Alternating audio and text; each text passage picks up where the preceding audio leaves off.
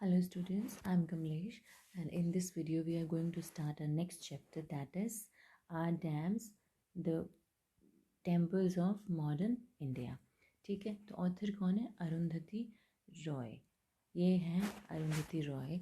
अभी ये करंटली क्या है, शिलोंग आसाम में रह रही हैं, बट बेसिकली ये ओरिजिनली कहाँ से ही, केरला से। इनका होम टाउन केरला में है। 60 years ओल्ड हैं ये और अपने यूथ यंग एज में ये कुछ इस तरह से दिखती थी, अरुंधति रॉय। तो हम हमारा टेक्स्ट शुरू करते हैं। सबसे पहले थोड़ा सा ऑथर के बारे में कुछ जान लेते हैं। About the author and the essay. This essay is an excerpt from Arundhati Roy's the algebra of infinite justice. Arundhati Roy ने एक बुक लिखी है, the algebra of infinite justice. तो ये जो हमारा टेक्स्ट है उसी का एक छोटा सा piece है. Roy achieved literary fame and recognition with the publication of her first and only novel, The God of Small Things. Arundhati Roy का सबसे फेमस नावल कौन सा था? The God of small things, जिससे इन्हें बहुत नेम और फेम मिला था. This novel one the Booker price इन 1997. इस नावल को 1997 में बुकर प्राइज़ मिला था and was listed on the New York times notable books of the year. जो न्यूयॉर्क टाइम्स है वो हर साल अपनी नोटेबल बुक्स की सीरीज़ लिस्ट बताता है, तो उसमें भी इनको लिस्ट किया गया था इस बुक को. She is also the recipient of the Lenin foundations cultural freedom award. Lenin foundation का जो कल्चरल फ्रीडम अवार्ड है वो भी इन्हें मिला था. किस लिए? For her work in civil societies that are adversely affected by the world's most powerful governments and corporation. किस लिए मिला था? जो सिविल सोसाइटीज़ पे बुरा असर पड़ता है, किस चीज़ का? दुनिया की जो मोस्ट पावरफुल गवर्नमेंट्स हैं या कॉरपोरेशंस हैं, उनकी वजह से जो सिविल सोसाइटीज़ को जो प्रॉब्लम होती है, उनके लिए जो इन्होंने आवाज़ उठाई थी, उसके लिए इन्हें लेनिन फाउंडेशन का कल्चरल फ्रीडम अवार्ड मिला था. And also the Sydney peace prize मिला था उन्हें. किस लिए? For her campaigns for human rights के इन्होंने जो कैंपेन किए थे नॉन वायलेंस की एडवोकेसी के लिए. Roy is renowned and committed social and environmental activist and writer. Roy क्या है?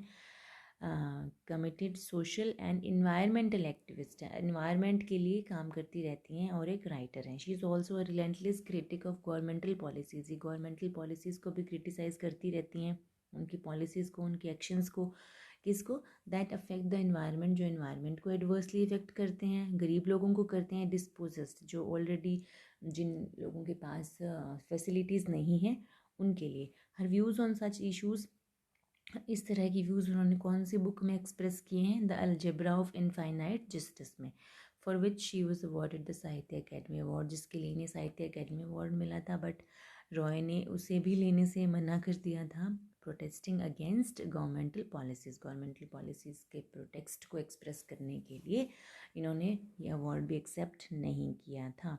सो let's move to the text of this chapter. Are dams the temples of modern India. क्या डैम्स मीन बांध जो है वो मॉडर्न इंडिया के टेम्पल्स हैं? It's a question mark. क्या है ऐसा? ठीक है. In the 50 years since independence, आज़ादी के 50 साल के बाद, आफ्टर नेहरूज फेमस, नेहरू जी ने ये एक स्पीच दिया था, dams are the temples of modern India. ठीक है. One he grew to regret in his own lifetime, जिसका उन्होंने अपने जीवन काल में ही इस चीज़ का उन्हें अफसोस हो गया था. ठीक है. हिज फुट, उन्होंने ये स्पीच दिया, dams are the temples of modern India. ठीक है. His foot soldiers means follow होते हैं, जो आपके आइडियलिज्म को या आपकी बातों को, आपके विचारों को मानते हैं. तो उन्होंने क्या किया? Through themselves into the business of building dams with unnatural fervour. उन्होंने खुद को ये डैम्स बनाने के बिजनेस में खुद को डाल दिया विद अननेचुरल फर्वर, मतलब बहुत ही ज़्यादा जोश के साथ, ज़ील, एंथुजियाज़म के साथ. Dam building grew to be equated with nation building. Dam building मतलब नेशन बिल्डिंग के बराबर का काम हो गया, देश बनाने के जैसा काम हो गया बांध बनाना. Their enthusiasm alone should have been reason enough to make one suspicious. उनका एंथुजियाज्म मतलब फर्वर इतना ज़्यादा था कि इसको देख के किसी को भी शक हो जाए कि डैम बनाने के लिए लोग इतने ज़्यादा उत्साहित क्यों हैं. Not only did they build new dams, उन्होंने सिर्फ नए बांध ही नहीं बनाए और नए इरिगेशन सिस्टम मतलब सिंचाई के नए तरीके ही नहीं बनाए, और उन्होंने क्या किया? They took control of small traditional systems, उन्होंने स्मॉल ट्रेडिशनल सिस्टम्स जो हमेशा से चले आ रहे थे, that village communities had managed for thousands of years and allowed them to अट्रॉफी।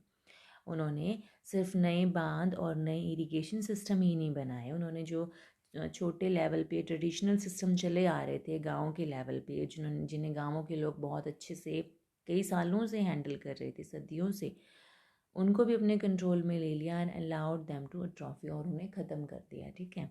To compensate the loss, क्योंकि डैम्स हैं दे प्रूव्ड टू बी हार्मफुल, उनका नुकसान ही हो रहा था, तो इस नुकसान की भरपाई के लिए the government built more and more dams, भरपाई के लिए और ज़्यादा बांध वो लोग बनाते गए, big ones, little ones, tall ones, बड़े बांध, छोटे बांध, इस तरह से। The result of its excursions is that India now boasts of being the world's third largest dam builder. और इस चीज़ का रिजल्ट क्या हुआ कि इंडिया है वो बूस्ट करता है, कि बूस्ट करता है मतलब जैसे डिंगे हाँकता है कि वो दुनिया का थर्ड लार्जेस्ट डैम बिल्डर है, डैम बिल्डिंग में वो थर्ड नंबर पे है पूरे वर्ल्ड में, according to the central water commission. Central water commission है जो CWC, उसके अनुसार वी हैव 3600 डैम्स, 3600 ऐसे बांध हैं जो बिग डैम्स हैं, ठीक है। 3300 ऐसे हैं जिन्हें इंडिपेंडेंस के बाद बनाया गया, build after independence, and some 1000 more are under construction, और 1000 मोर हैं जो अभी भी अंडर, ये किस टाइम की सिचुएशन है जब इन्होंने ये बुक लिखी थी, अभी ऐसा नहीं है कि 1000 अभी अंडर कंस्ट्रक्शन है। जिस टाइम पे अरुंधति रॉय ने ये लिखा था उस टाइम पे ये कंडीशन थी कि 1000 है, आर अंडर कंस्ट्रक्शन है। येट 1/5 है पॉपुलेशन, जो हमारी पॉपुलेशन का 5वां हिस्सा है, 1/5 मतलब 5 में से 5 अगर हिस्से बनाए जाएँ तो उनमें से एक हिस्सा जो है 200 मिलियन पीपल मीन्स 20 करोड़ लोग जो है does not have safe drinking water, जिनके पास पीने लायक अच्छा पानी नहीं है, और 2/3 और 2/3 लोग ऐसे हैं, मतलब 60 करोड़ लोग ऐसे हैं जिनके पास बेसिक सैनिटेशन, बेसिक फैसिलिटीज़ ही नहीं है। Big dam started well, big dam start हुए अच्छा but have ended badly, but end हुए बुरा। There was a time when everybody loved them, एक टाइम था जब हर कोई उन्हें चाहता था, हर किसी के पास ये थे, किसके पास, द कम्युनिटी, साम्यवादी लोग जो होते, कैपिटलिस्ट, पूंजीवादी मतलब बहुत पैसे वाले लोग होते, क्रिश्चियंस, मुस्लिम, हिंदूज, बुद्धिस्ट, सबके पास ये थे और सबको ये बहुत पसंद थे। There was a time when big dams moved men to poetry, एक ऐसा टाइम था जो मतलब लोगों को जो ये बांध थे ना, ये लोगों को पोइट्री लिखने के लिए भी प्रभावित करते थे, इतना प्रभावित किया लोगों को कि लोग इस पे पोइट्री लिखने लग गए थे, नोट एनी लॉन्गर, बट ऐसा ज़्यादा नहीं चला। All over the world there is a movement against, growing against big dam, फिर पूरे वर्ल्ड में एक मूवमेंट चला बिग डैम्स के against. In the first world means जो डेवलप्ड कंट्रीज़ हैं, जैसे अमेरिका हो गया, इस तरह से जो मतलब विकसित जो देश है वो फर्स्ट वर्ल्ड की कैटेगरी में आते हैं। In the first world they are being decommissioned, blown up. First world में मतलब विकसित देशों में इनको ख़त्म किया जा रहा है। The fact that they do more harm than good, ये एक फैक्ट है कि ये मोर हार्म करते हैं, ज़्यादा नुकसान करते हैं फ़ायदे की बजाय। Is no longer just conjecture, ये सिर्फ गेस नहीं है, ये एक तथ्य है, ठीक है। Big dams are obsolete, big dams हैं अब ऑब्सोलीट हो चुके हैं, आउट ऑफ डेट हो चुके हैं। दे आर अनकूल, अनकूल मतलब they are not right, they are not good, they are not, they do not bring any goodness, ठीक है, उनका कोई फ़ायदा नहीं है। They are undemocratic, they governments way of accumulating authority, deciding who will get how much water and who will grow what where. ये एक तरीका है सरकार का अथॉरिटी एक्यूमुलेट करने का, अथॉरिटी पावर इकट्ठी करने का। अब सरकार के पास ये डिसीजन हो जाता है कि कहाँ कितना पानी वो छोड़ेंगे, कहाँ कौन सी फसल ग्रो करी जाएगी, कौन सी नहीं करी जाएगी, क्योंकि अब ये सरकार के कंट्रोल में ही है कि कहाँ कितना पानी वो देंगे। तो सरकार क्या करती है, देयर आर ब्रेजन मीन्स, ये एक घटिया सा तरीका है, मीन्स मतलब एक तरीका है, एक साधन है किस चीज़ का साधन है? टेकिंग वाटर, पानी लेने का, लैंड ज़मीन लेने का, और इरिगेशन सिंचाई लेने का। किससे लेने का?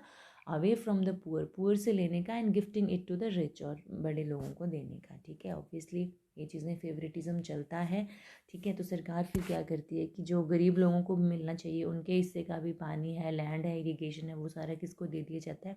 अमीरों को दे दिया जाता है। देयर रेजोवियर, रिजर्व क्या होता है? रिजर्व करना, सेव करके रखना कहीं पे।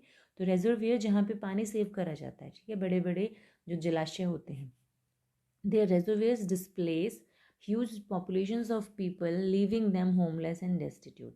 ठीक है, जो ये बड़े बड़े जलाशय होते हैं ये लोगों को डिस्प्लेस कर देते हैं, मतलब एक जगह से दूसरी जगह लोगों को जाना पड़ता है, और वो लोग जो है होमलेस, बेघर बेसहारा हो जाते हैं। Ecologically they are in dog house, ecologically देखा जाए तो उनकी बहुत बुरी हालत है। डॉग हाउस मीन्स जो कहीं के ना इधर के ना उधर के। दे ले द अर्थ टू वेस्ट।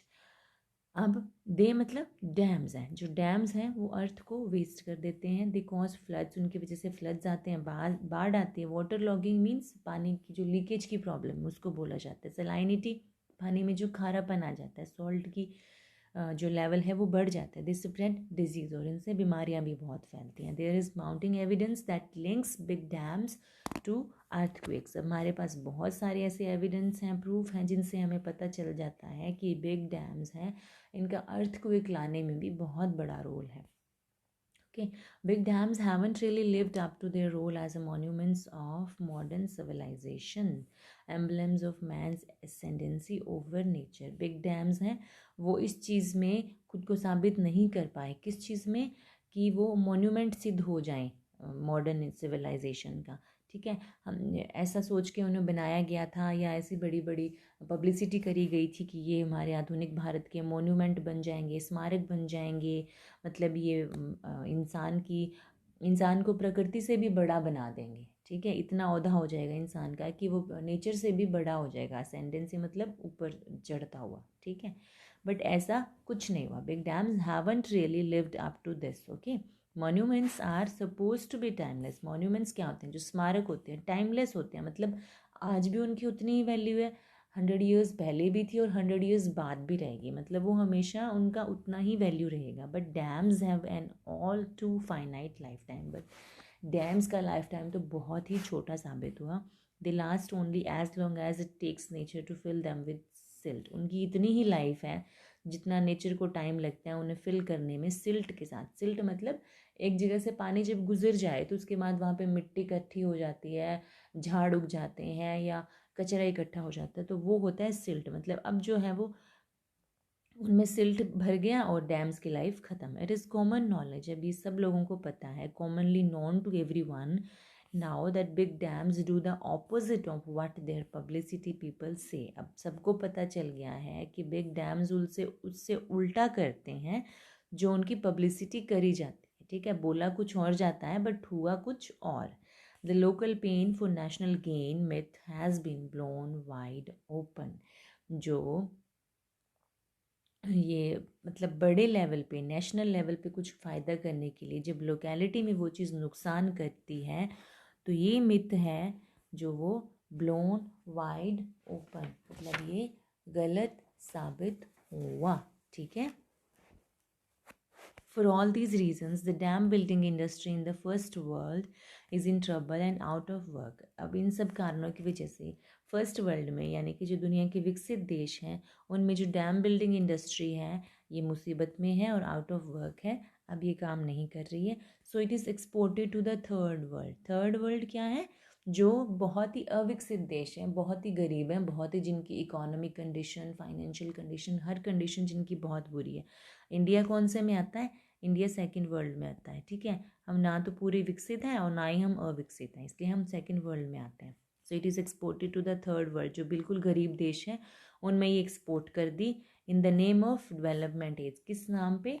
कि तुम्हारा विकास करने के लिए हम तुम्हें सहायता दे रहे हैं, तो हम तुम्हें ये डैम्स दे रहे हैं। ठीक है जी, along with their other waste, और इसके साथ साथ दूसरा वेस्ट भी दे दिया। अपने जो पुराने उनके ओल्ड वेपन्स हैं that are no longer in use, वो दे दिए। Superannuated aircraft carrier, aircraft carrier जो मतलब मैक्सिमम यूज़ हो चुके हैं, अब वो यूज़ में नहीं है, ऐसे एयरक्राफ्ट कैरियर्स। और बैंड पेस्टिसाइड्स, और ऐसी पेस्टिसाइड्स जो कि अब हमारे यहाँ बैंड है। हमारे यहाँ मीन्स जो फर्स्ट वर्ल्ड में बैंड है। तो अब ये लोग क्या करते हैं कि इनको गरीब देशों की सहायता के नाम पे ये वहाँ बनाते जा रहे हैं, ताकि फिर अपना जो ओल्ड वेपन्स हैं, एयरक्राफ्ट्स हैं, पेस्टिसाइड्स हैं, जो सारा यूजलेस सामान है वहाँ पे ये लोग इकट्ठा कर सकें। तो ठीक है जी, this was the text of our chapter, her dams, the temples of modern India. I hope you understood it well. And so all the best, keep learning, keep enjoying, and thank you so much for watching the video.